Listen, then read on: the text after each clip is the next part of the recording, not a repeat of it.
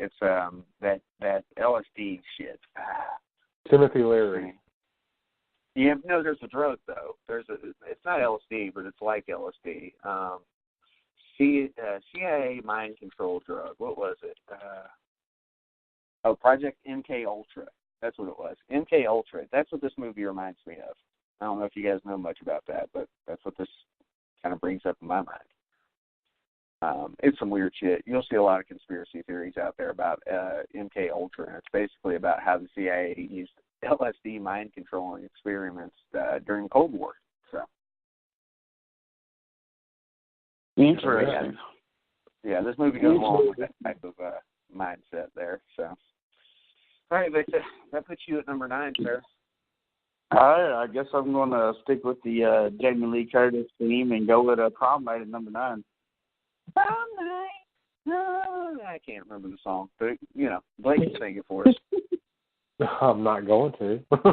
Why not? Because I'm a guitar player, not a singer. I'm a guitarist. Prom Night. Vic, what you got to say about Prom Night, buddy? I enjoy it for the most part. Sometimes I don't know, man. Like, I mean, obviously I like it something that made the top 10. I don't know. Like, it's weird to me. I don't know. I mean, I would say that. Do what? When I watch Prom Night, I think of Scream every single time. If they watch Prom Night, they save time. Everyone's a suspect. That's awesome. I mean, let's be honest. Prom Night may have established the rules of a slasher, or for a whodunit slasher, at least. This is true.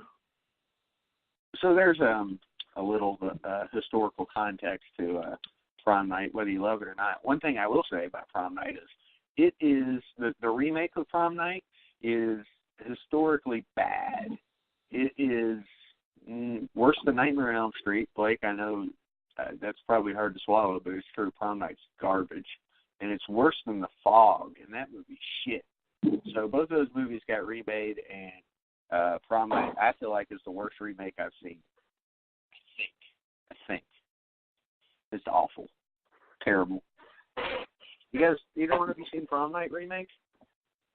Yeah, I don't want to talk about it. Yeah, I want that time back in my life. Well, one day I'm going to get drunk and watch it again just because I'm stupid, and I watch Jason X a lot too. So, we all make bad decisions. From time to time. Damn. All right, man. Blake, the best Blake we know, maybe the worst. What's your number 9 there, buddy? Okay, first, fuck you. Second, okay. We'll go number 9. Everybody's so hostile. You have a glass of wine. I'm not angry.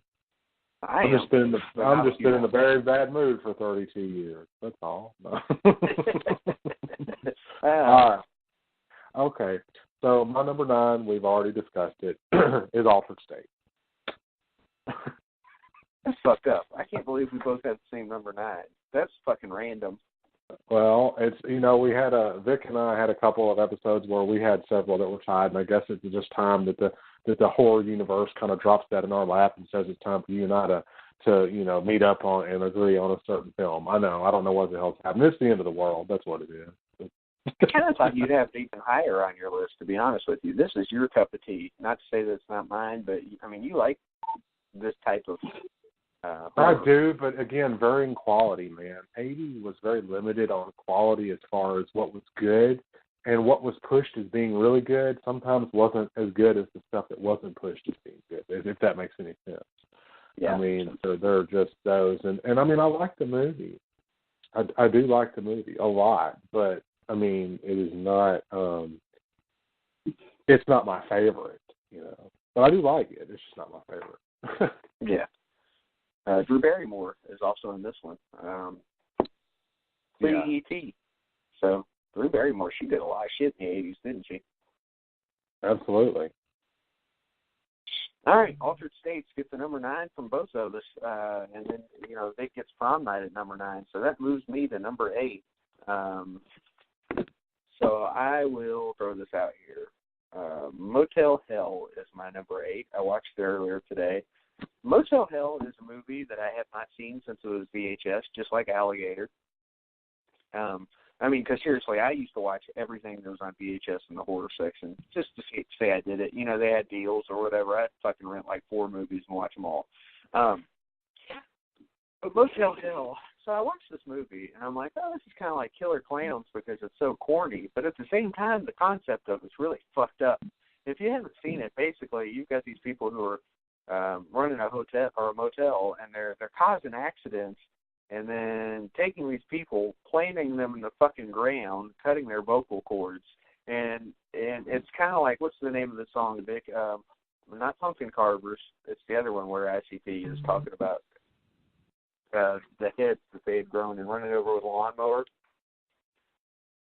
Oh, Piggy Pie? No, it's one of the Halloween ones. Well, I don't know.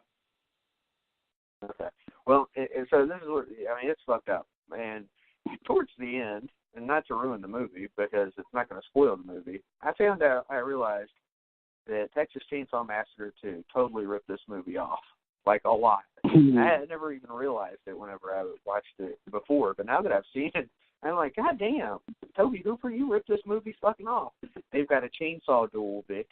What is it, 6 years before Texas Chainsaw Massacre 2 ever came out? Yep. And they've got people selling the meat of other people. Sound familiar? Just a little bit. Yeah, so for those reasons alone, Motel Hell had to make my list. Also, there's some good tits in the movie, and let's be honest, we like good tits. and just to be honest, I mean, Motel Hell is fucking sweet. It runs about 11 minutes longer than it needs to run, but that aside, the corny silliness aside also, it's fucking good. If you have not seen Motel Hell, you can catch a shitty version of it on YouTube, like a shitty, like film quality. But yeah, get the Blu-ray or something because Motel Hell is probably worth it. And we've got a pig mask in this one, Vic, just like Saul. So I mean, obviously, it's inspired some movies there. Yep. Motel Hell is a good one. Hell yeah. All right, well, that brings us to your number 8, and I'm really fucking glad I watched Motel Hell today because I had it on my list, but I wasn't sure, and then I was like, oh yeah, it definitely has to be on here. I'm glad you watched it too. I haven't seen it in a long time, but I remember loving it. I mean, no spoilers, but I remember loving it. Yeah. All right, so my number 8 is a movie that I probably haven't seen since like 87 or 88, but God damn, bitch. I love it. I have a poster for it actually. It'll never get signed, but it's okay because it's Mother's Day. You got number 8. Yeah. Now, Mother's Day was one of those that I've seen, but it's been so long I couldn't even form a intelligent opinion about it. So I had to leave it off my list just because I don't think it would be fair to even try to rank something I don't remember well enough. It was a VHS one that I don't remember much about. Yeah, like I said, I remember loving it, so I'm just going by, what little memory I have of it. You know what I'm thinking about a lot of these movies from 1980? They don't have real good rewatch quality. I mean, because it's like we've seen these movies, but then we don't really want to go back or we haven't gone out of our way to go back and watch them. However, they're not exactly distributed very mainstream either, so it's kind of like they're all cult classics so far, other than like Prom Night. Yeah.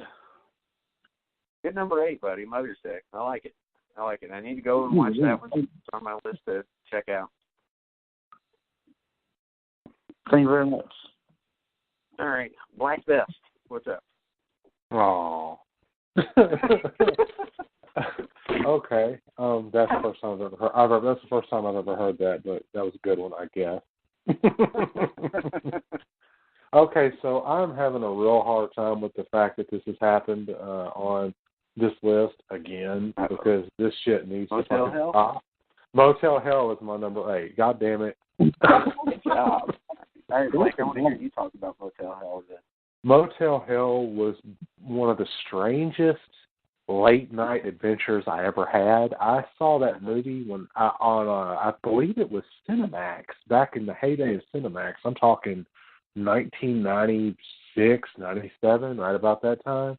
And I just remember the old farmer, and then when they took the bags off the heads and all the heads were rolling around and all that, and it was just fucking crazy. And then years later when I saw the film Saw, and saw the pig mask, I was like, okay, I think whoever wrote this film probably saw Motel Hell, because they were inspired on some level by that mask that was in there, for this. So it was a really weird film. And I've seen it on Comet. I saw a syndicated version of it on Comet, which is like this sci-fi B-movie horror channel that's on network TV. And it was on a couple weeks ago, and my wife and I turned it on. Of course, we laughed our asses off because, it is, kind of cheesy. But for its time, it was really, really disturbing. And the fact that, the appearances aren't everything in this film. I mean, obviously, you think the cop, the one cop is going to be just horrible, and it turns out that the fucking farmer is the asshole. This sweet, kind of innocent Southern charm that he has, and it's a real good commentary on how looks can be deceiving. Absolutely. Yeah. And you know what? This is one of those movies. If you want to remake Motel Hell, this is the type of movie that would be good to remake. I really think that. Because they're remaking classics. Why don't you remake one that was like kind of well done, but if you did it like better, it could be a lot better. Motel Hell is one of those that could scare the shit out of people if you did it right, I think. Even Jared said he was scared of this movie as a kid.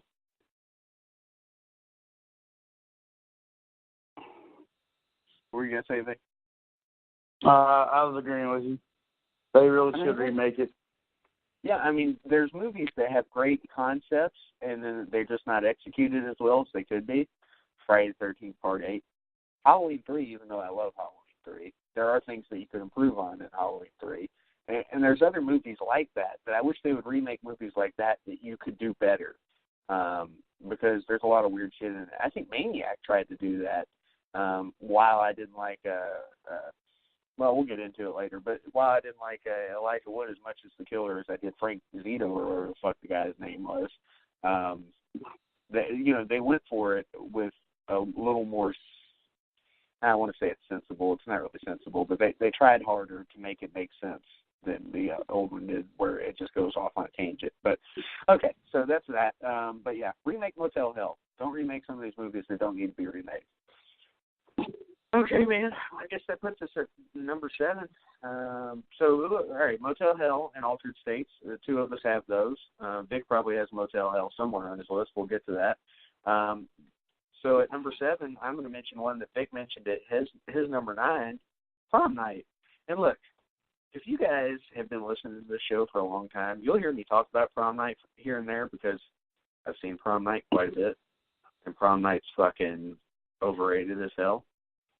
And it's probably because of Scream. Like, people talk about Prom Night like it's one of the greatest movies ever, and I don't know about all that. But it's not terrible, and it's somewhere between good and great is where I put Prom Night. It establishes the rules of a whodunit slasher in its own way, one that actually makes sense. There's a couple of good kills, but as far as a slasher goes in the 80s, this one's pretty forgettable. But because of its stature, I kind of had to put it above movies like Motel Hell, Altered States, and Don't Answer the Phone. I prefer Don't Answer the Phone as a slasher to Prom Night, but Prom Night has all these things going for it, like Jamie Lee Curtis. Jamie Lee Curtis was stealing money in Prom Night, to be honest with you. She barely does shit in that movie. She's kind of like Malcolm McDowell in Silent Night, bitch. There you go, say that. Yeah. It's true. There's movies where you just have a horror star in there and they're just stealing money. Donald Pleasance was never that guy. But there have been others that have been doing it. Jamie Lee Curtis was just kind of there in this movie. She didn't really do much, But anyway, Prom Night is good stuff.